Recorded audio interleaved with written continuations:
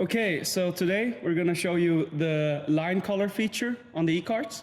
So the line color feature essentially lets us follow different colors on the line. So in order to change this and check this, you go into the e-cart application, settings. We see we're connected to the e-cart here.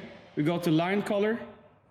We see here that blue is selected as the main color, and red is selected as the RFID color.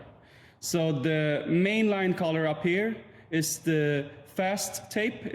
The e-cart goes 0.6 meters per second on the fast tape, and it goes 0.2 meters per second on the red tape in this case.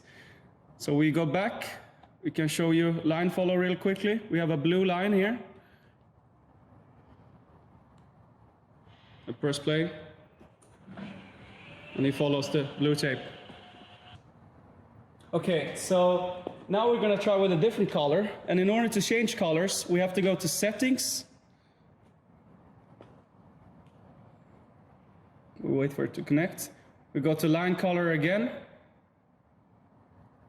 and we select yellow as the main line color, because that's what we want to try. We select it, we press save. Wait a little bit.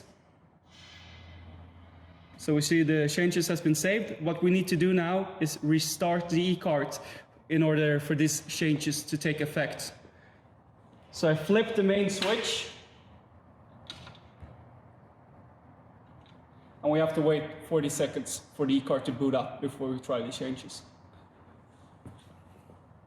Okay, so we're back. We restarted the e-cart, and we're now ready to follow a yellow line. And just to make sure, we go into settings. We wait for the connection to be established. Go into line color, and we double check that yellow is selected as the main line. So we go back to the cockpit, and we start the line follow mode.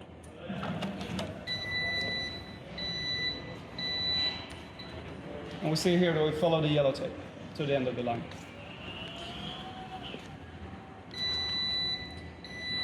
Perfect.